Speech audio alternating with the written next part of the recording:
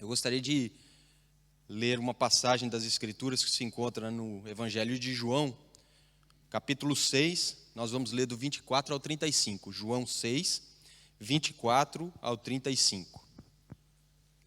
A palavra diz assim: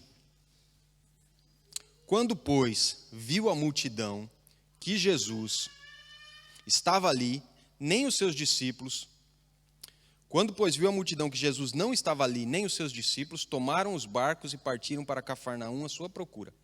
E, tendo-o encontrado no outro lado do mar, lhe perguntaram: Mestre, quando chegaste aqui?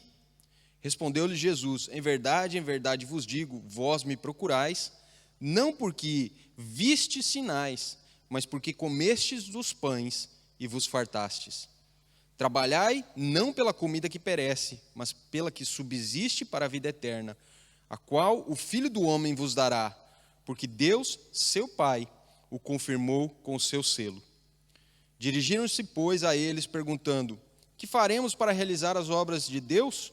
Respondeu-lhe Jesus: a obra de Deus é esta, que creais naquele que por ele foi enviado. Então lhes responderam: que sinal fazes para que o vejamos e creamos em ti? Quais são os teus feitos? Nossos pais comeram maná no deserto, como está escrito: deu-lhes a comer pão do céu. Replicou-lhes Jesus: em verdade vos digo, não foi Moisés quem deu do pão do céu, o verdadeiro pão do céu é meu Pai quem vos dá. Porque o pão de Deus é quem desce do céu e dá vida ao mundo. Então lhe disseram: Senhor, dá-nos sempre desse pão. Declarou-lhes, pois, Jesus: eu sou o pão da vida. O que vem a mim jamais terá fome, e o que crê em mim jamais terá sede. Amém? Que o Espírito Santo possa nos conduzir no entendimento dessa palavra, e que nós possamos sair daqui conformados com a vontade de Deus para cada um de nós. No nome de Jesus. Amém. Nós vemos aqui nessa passagem algumas coisas caricatas, mas bem propícias de algumas pessoas que dizem crer, seguir, não é, e se comprometer com o Senhor. Mas muitas vezes o discurso ele está separado da prática. Às vezes a teoria, quando se torna prática, ela é completamente diferente. Nós vemos aqui o contexto desse texto nos ensinando que Jesus estava ensinando a uma multidão. E já era tarde da noite e Jesus não quis despedir essa multidão com fome. E ele desafia aos seus discípulos para alimentar essas pessoas.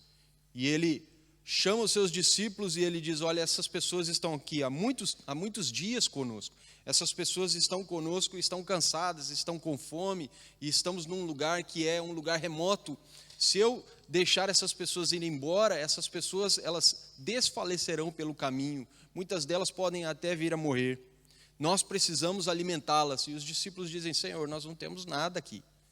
E imagina o quanto dinheiro seria necessário para comprar comida para todo esse povo. A Bíblia fala que só de homens eram 4.000, mais crianças e mulheres. A gente pode arredondar essa conta aí para os seus 10.000, para os seus 12.000 talvez. Era muita gente. Imagina você arranjar alimento para todas essas pessoas. E aí Jesus pergunta: o que vocês têm? E aí um dos seus discípulos ele diz: olha, nós não temos nada, mas tem aqui um menino que tem 5 pães e 2 peixes. Jesus falou: traz para cá. E Jesus abençoou aquele alimento, mandou as pessoas se reunirem em grupos e disse para os seus discípulos começarem a distribuir a comida. O certo é que todos comeram, todos se saciaram, se fartaram, todos comeram bastante e já não tinham mesmo fome. E ainda sobraram 12 cestos. Alguns estudiosos dizem que para mostrar para os discípulos que eles deveriam ter fé, sobrou um cesto cheio para cada discípulo. Era uma forma de Jesus mostrar para eles que ele era o que podia fazer milagres e que ele tinha para alimentar a multidão e também para aqueles que eram mais próximos dele. Só que daí nós entramos nessa parte da passagem que fala a respeito de pessoas que seguiram Jesus para onde ele foi. Quando esse milagre da multiplicação acabou, ele dá uma ordem, ele fala para os discípulos: atravessem o lago de Genezaré e vão para o outro lado, que eu vou para o monte e eu vou estar sozinho com o Pai e vou ficar orando. E os seus discípulos foram, e Jesus se retira para a oração. Ele passa várias horas orando, e quando ele resolve se levantar e ir ao encontro dos discípulos, ele vai caminhando sobre o mar. Os irmãos conhecem essa passagem. não é? E os discípulos, eles estavam passando por um momento complicado, porque havia uma tempestade no meio, não é, do mar, e eles estavam perecendo. E Jesus aparece andando sobre o mar, e depois Jesus se junta a eles no barco. A tempestade, ela se acalma, e eles atravessam para a outra margem. Chegando lá, o texto nos relata que algumas pessoas o encontraram. Eles foram para o local da multiplicação, não viram lá Jesus, não viram os discípulos, e pensaram, eles atravessaram o mar, nós vamos também atravessar. Pegaram alguns barcos e foram, e encontraram Jesus, e o texto nos diz que eles argumentam com Jesus. Eles dizem, olha, nós te procuramos, onde que você estava? Como que você chegou até aqui? E Jesus, ele não responde isso, mas Jesus começa a ensiná-los. E nesse ensino, a primeira coisa que ele faz foi apontar para a intenção do coração deles, do porquê eles estavam procurando Jesus naquele dia. E Jesus diz, vocês estão me procurando por causa do pão que vocês comeram. Vocês não estão me procurando porque vocês viram os sinais que atrairiam vocês até mim, e através desses sinais vocês ouviriam a minha palavra e poderiam receber vida verdadeira e serem salvos. Vocês estão vindo para conseguir mais comida novamente. E aí a história, ela começa a se desenrolar. E para a gente compreender, eu gostaria de dividir essa história em 3 pontos. E o primeiro ponto é justamente quando Jesus chama a atenção da intenção do coração desses seguidores, dessa multidão, dessas pessoas que foram atrás dele. Nós vamos ler aí do 26 até o 29, e nós vamos ver que o texto diz o seguinte: respondeu Jesus, em verdade vos digo, vós me procurais, não porque vistes sinais, mas porque comestes dos pães e vos fartastes. Trabalhai não pela comida que perece, mas pela que subsiste para a vida eterna, a qual o Filho do Homem vos dará, porque Deus, o Pai, o confirmou com o seu selo. Dirigiram-se, pois, a ele, perguntando, que faremos para realizar as obras de Deus? Respondeu-lhes Jesus, a obra de Deus é esta, que creiais naquele por quem ele foi enviado. Amém? Que creiais naquele que por ele foi enviado. Então Jesus fala, olha, vocês na verdade vieram com a intenção totalmente errada, vocês deveriam vir para aprender de mim, não é? Para entender que eu sou o Messias, para se entregarem a mim e receberem vida abundante, eu perdoaria os seus pecados e vocês seriam salvos, mas vocês vieram por causa dos benefícios. E o primeiro ponto que eu queria chamar a atenção nessa manhã é justamente esse: tem seguidores que são interesseiros, que vão até Jesus simplesmente por causa dos benefícios. É uma religiosidade baseada em benefícios. Tem seguidores de Jesus que o buscam somente para conseguir bênçãos, somente para conseguir milagres, somente para conseguir coisas materiais nesta vida, no aqui e agora. Mas não querem nada com ele, nada profundo, nada íntimo. Não querem ao menos estar com ele quando ele não providencia essas coisas. Se nós formos ver aqui, o texto nos diz que essas multidões comeram os pães e os peixes e voltaram para conseguir mais. Jesus é claro nesse quesito. Eles não podiam perder o contato com aquele que tinha os alimentado de graça e sem exigir deles nada. Já pensou você ter comida sem ter que precisar trabalhar, sem ter que pagar por ela, sem ter que se esforçar para consegui-la? Eles não fizeram nada, não gastaram dinheiro para comprar, não tiveram que plantar, colher, não tiveram que cultivar, não é? Não tiveram que criar e abater, não tiveram nem mesmo que preparar. São pessoas que entenderam, opa, aqui temos uma oportunidade, vamos atrás dessa oportunidade. Eles não poderiam então perder o contato com aquele que tinha providenciado essa refeição sem cobrar nada. Não custou nada, não teve custo algum. E Jesus, sabendo disso, falou, olha, vocês só vieram porque vocês estão querendo pão de novo. E aí ele ensina uma coisa que nós precisamos compreender bastante. Trabalhem não pela comida que perece, mas pela comida que permanece para a vida eterna. Nós, quando vamos até Jesus, nós temos que entender que ele nos sacia, que ele supre, que ele nos ajuda, que ele nos alivia, mas ele não quer que a gente permaneça nessa situação de estar toda vez indo a ele somente para o imediato, para o urgente, para aquilo que nós estamos precisando naquele momento. Lembra-nos nas pregações passadas, quando nós meditamos a respeito do convite de Jesus: vinde a mim todos os que estão cansados e sobrecarregados, e eu vos aliviarei, não é mesmo? A gente vai até Jesus quando a gente está cansado, quando a gente está sobrecarregado, quando a gente precisa. E Ele nos alivia, Ele providencia aquilo que a gente precisa. Mas aí Ele nos chama a sermos pessoas de compromisso, que vão um pouquinho além e que escolhem andar sob a sua autoridade e viver em discipulado, para não estar sempre dependendo dessa provisão que acontece de vez em quando, né, e quando nós precisamos, mas para nós vivermos de uma forma completa e satisfeita para o resto das nossas vidas. Jesus, Ele ensina, olha, vocês têm que trabalhar pelo pão que não perece, aquele pão eterno, não pelo aquele que se estraga, porque se a gente deixar comida, eu acho que a única comida no mundo que não se estraga, se deixar fora, é o McDonald's, não é não? O McDonald's já fizeram a experiência aí que o hambúrguer durou 10 anos, e a gente ainda continua comendo, principalmente as crianças. Não é, mas o resto estraga, não estraga, se você deixar fora. Até mesmo os que não são perecíveis, com o tempo eles vão acabar estragando e a gente não vai querer comer.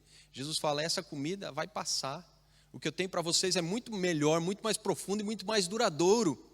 Só que olha a cabeça dessas pessoas. Porque eles eram seguidores interesseiros, eles não prestaram atenção na oferta que Jesus estava fazendo com relação a um suprimento permanente. Eles olharam para o outro lado, quando Jesus fala que eles tinham que trabalhar. Aí a religiosidade deles veio ao de cima e eles falaram, opa, então o que nós temos que fazer para conseguir isso? Não é? O que nós temos que observar? Quais regras nós temos que cumprir? O que nós devemos, não é, fazer para conseguir esse tipo de bênção? E Jesus, Ele, mais uma vez, de uma forma para deixar claro aquilo que ia no seu coração e para ensinar aquelas pessoas, Ele diz, olha, eu não estou falando desse tipo de trabalho. O trabalho que vocês têm que fazer é crer. Porque o trabalho que é necessário para que vocês consigam ter aquilo que eu estou propondo, eu farei daqui uns dias, lá na cruz do Calvário. Vocês, o único trabalho que precisam ter é crer. Crer que eu sou quem sou, crer que eu vim de Deus e crer que eu fui realmente enviado por aquele que vocês chamam de Pai. O que precisamos para realizar as obras que Deus requer? O povo então interpretou de uma forma incorreta o verbo trabalhar e imaginou que tinha que se esforçar para obter salvação. Você conhece essa máxima? Que nós temos que nos esforçar para conseguir a salvação? Eu creio que todos nós que andamos na igreja, seja essa igreja, seja outra igreja, seja qualquer igreja de qualquer religião, conhece essa máxima. Nós temos que fazer para merecer. Não é assim? A meritocracia? Mas no reino de Deus, Jesus fez e nós recebemos. Nós não temos que fazer nada. Ele pede a nossa observância dos seus princípios e dos seus mandamentos, Ele pede o nosso compromisso em segui-lo e obedecê-lo, e a nossa disposição em nos submetermos à sua autoridade. Mas rituais religiosos, Ele não nos pede. Um trabalho para conseguir a nossa salvação, Ele não nos pede. A salvação não é obra que nós fazemos para Deus, é uma obra que Deus fez por nós e em nós. Amém? Não alcançamos a vida eterna por aquilo que fazemos para Deus.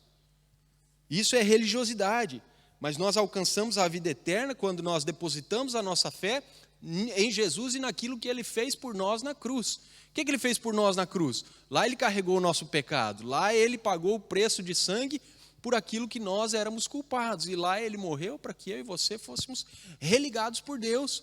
Veja que o primeiro ponto fala a respeito de uma religiosidade baseada em benefícios. O que é a religião? A religião foi criada para tentar ligar o homem a Deus, religar aquilo que estava distanciado. Mas a religião falha, por quê? Porque ela exige comportamentos nossos que nos levam a pensar que nós merecemos porque nós estamos fazendo. E aqui nós vemos Jesus dizendo, vocês têm que crer, é o trabalho de vocês crer no penoso trabalho que Ele iria realizar na cruz do Calvário. Efésios 2, 8 a 10 diz, porque pela graça sois salvos, por meio da fé, isso não vem de vós, é dom de Deus, não vem de obras para que ninguém se glorie, porque somos feitura sua, criados em Cristo Jesus para as boas obras, as quais Deus preparou para que andássemos nela. Olha o que o texto diz, vocês são salvos pela graça, através da fé, creiam nele e vocês serão salvos. Mas uma vez salvos, aí sim, vocês têm que andar em boas obras, porque Deus criou vocês para que vocês andem nelas. Então a gente faz boas obras porque somos salvos, não fazemos boas obras para encontrar e conseguir a salvação. Amém? Primeiro ponto então, seguidores interesseiros. Foram por causa do pão, queriam ser alimentados novamente, queriam só o milagre. E Jesus, ele nos ensina que isso é uma religiosidade baseada em benefícios e que ele não está interessado em seguidores assim. Ele quer pessoas que entendem que o único trabalho que precisam fazer é crer que ele é quem é, o Filho de Deus, o Salvador do mundo. Amém? A resposta foi simples.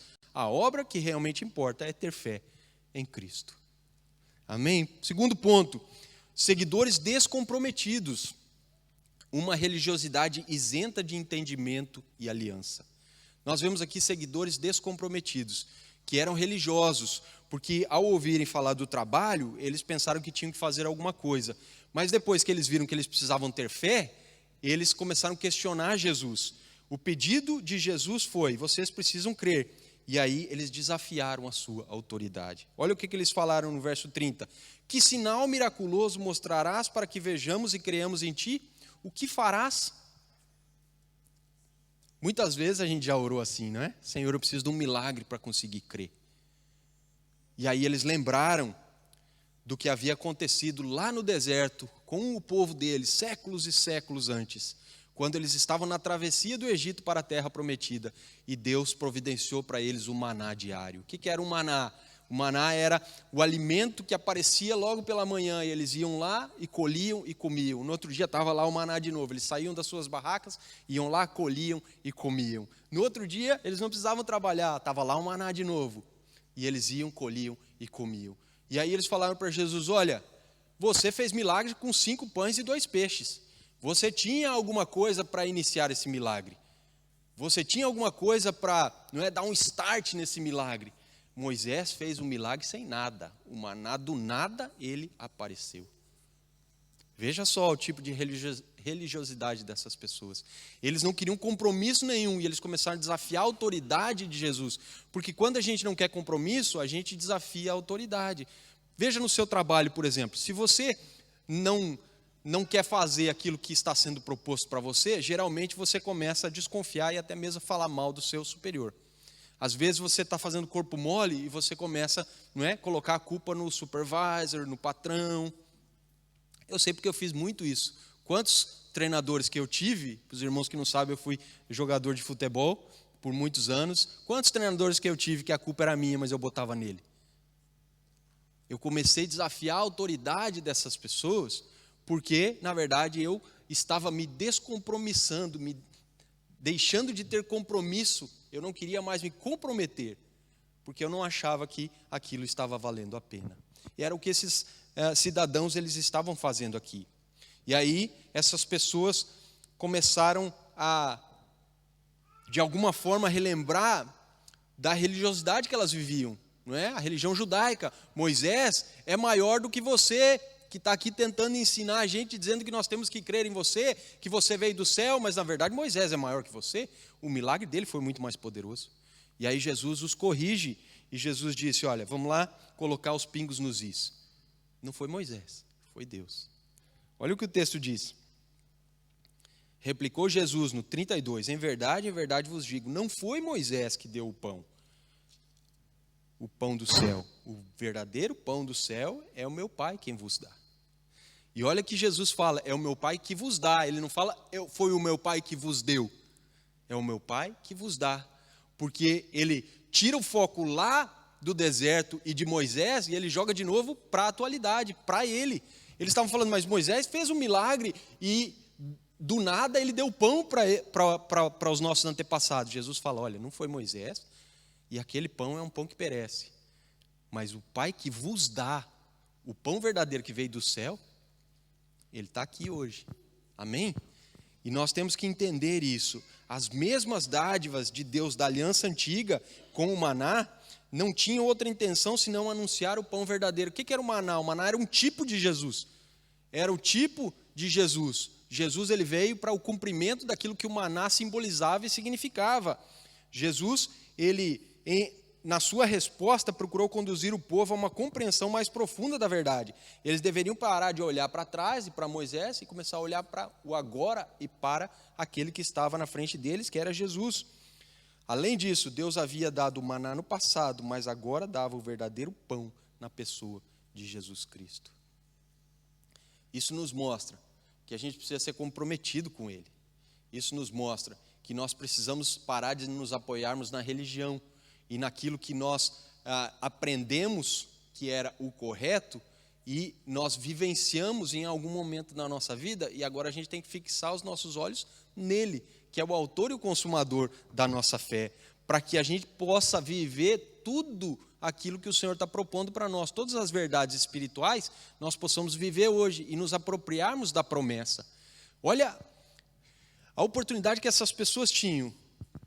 O verdadeiro Deus, não é?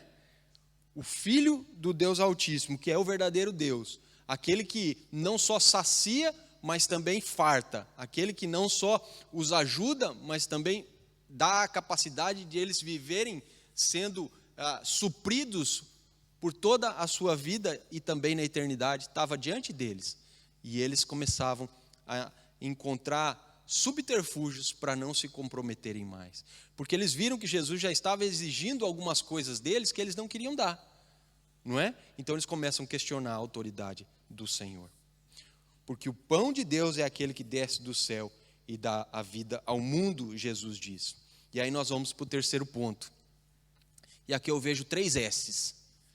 3 S's. O suprimento, a satisfação e a salvação.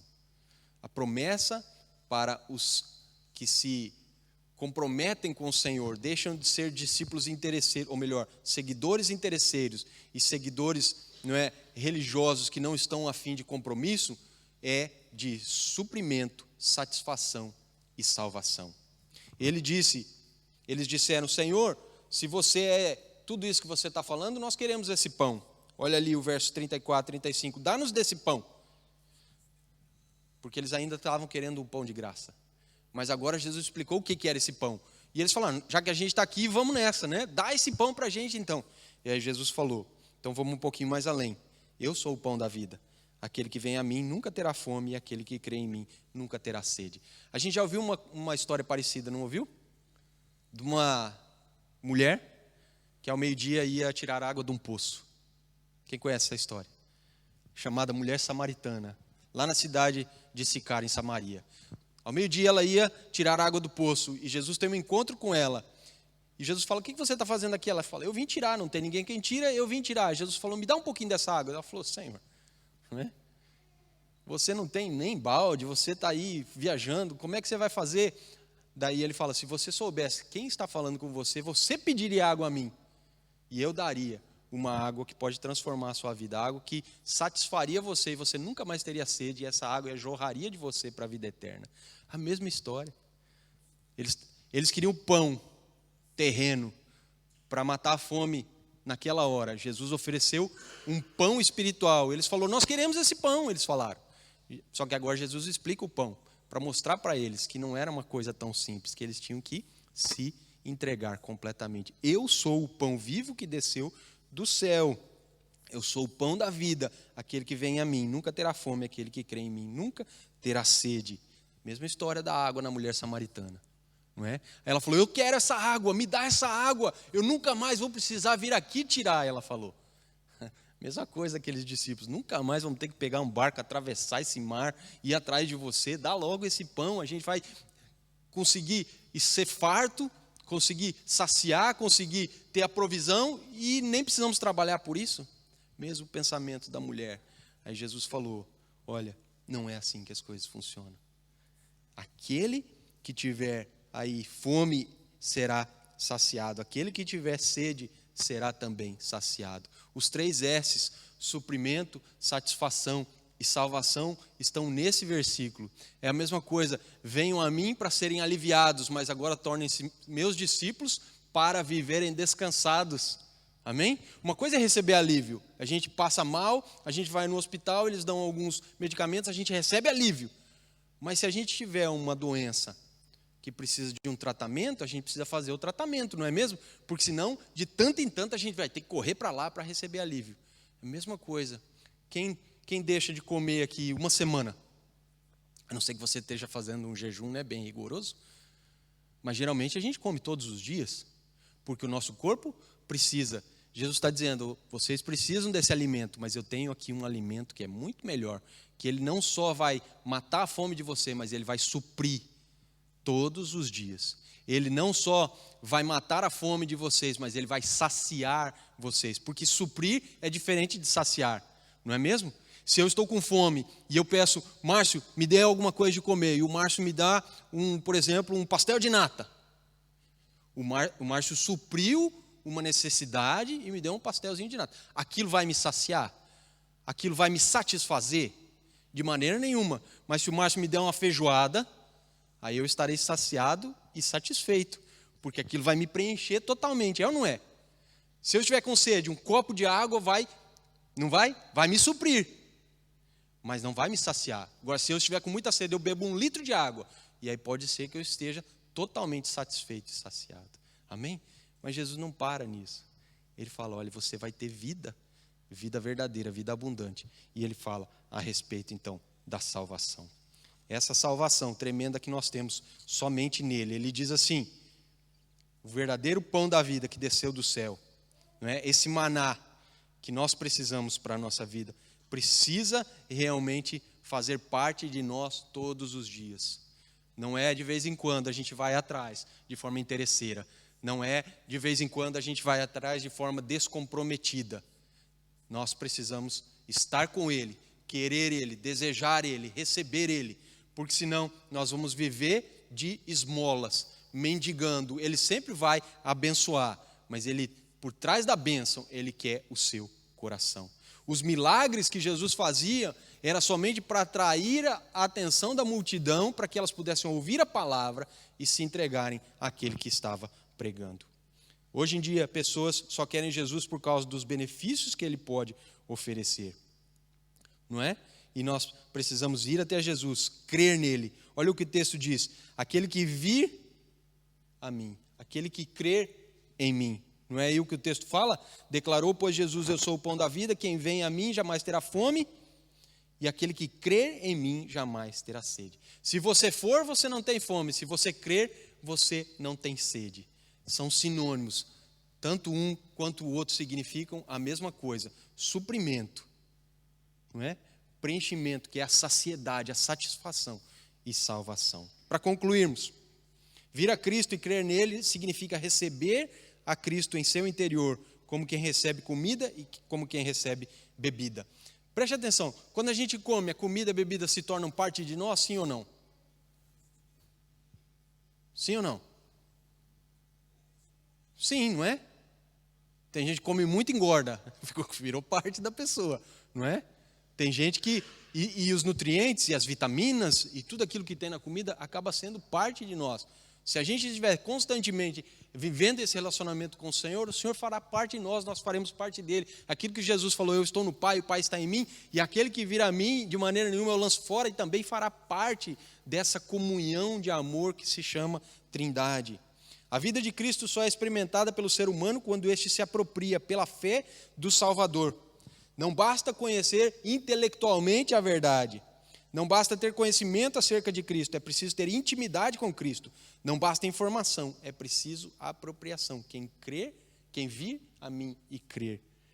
Tem um autor que chama-se F.F. Bruce, ele diz, essas pessoas que foram até Jesus queriam aquilo que Jesus não podia dar, o que ele oferecia, elas não queriam receber. Foram atraídas pelos sinais, mas não passaram no teste de fidelidade. Não eram discípulos genuínos, eram apenas discípulos temporários. Mas quem vai a Cristo com o coração cheio de fé, nunca terá fome nem sede. O pão não é apenas para ser conhecido, mas sobretudo para ser ingerido. Quem se alimenta de Cristo, vive por Cristo. Amém? Nós podemos ficar de pé alguns minutos.